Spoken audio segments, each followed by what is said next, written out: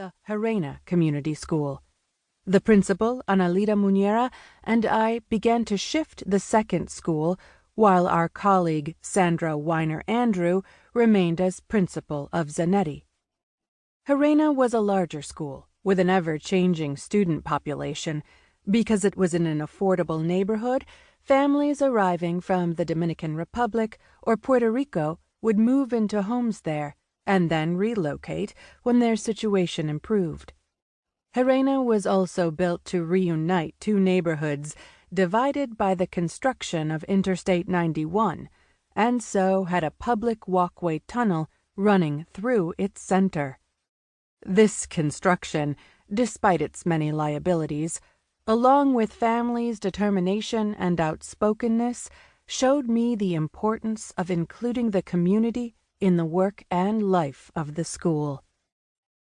The learners at Zanetti and Harena taught me a great deal in those years. Their insights and frequent, often immediate feedback about the school allowed for the development of more inclusive ways of being. They were the inspiration for the seamless transitions work, as well as many of the other systems, structures, and practices shared ahead. When a new superintendent arrived in the district and redistributed the Montessori leadership into traditional programs across the city, I began my work in Hartford Public Schools. What initially brought me there was the child study process, which I implemented at the CREC Montessori Magnet along with Jackie Cosentino and Gretchen Hall. The experience of taking something that had originated as a system in Springfield and implementing it in a new setting helped me understand the power of creating shared language and systems across schools and districts.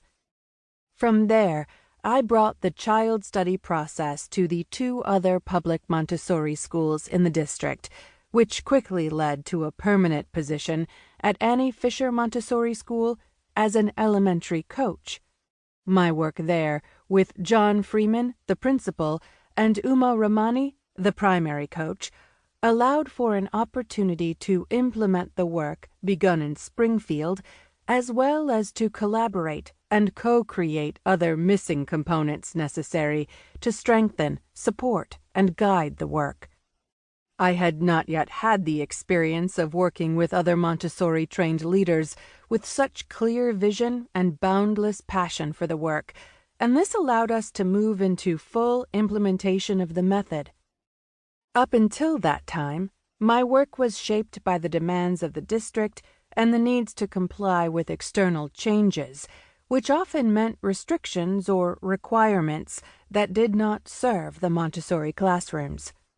Up until that time, I had known only compromise and the repeated experience of salvaging essential pieces of the program from the influx of new regulations. As a team at Annie Fisher, we focused all of our energy on full implementation of the method without compromise, as an opportunity to see if, in fact, it would create the results we knew were possible. And it did.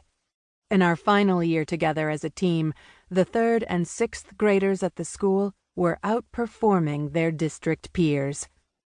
When I was recruited by the National Center for Montessori in the public sector, I joined the team, certain that this work could translate, and spent the next 6 years sharing and implementing the tools, structures, and methods that had grown over the previous 14 years working in New England public Montessori schools. The 6 years I spent traveling to schools across the nation brought me to work with some extraordinary people in our wider Montessori community, hard-working, determined educators who held a shared vision for fully implementing the method in a public setting with free access for children and families. The work has been developed together. The work will continue to be developed together, now including you. Part 1. Introduction. This is what is intended by education as a help to life, an education from birth that brings about a revolution that eliminates every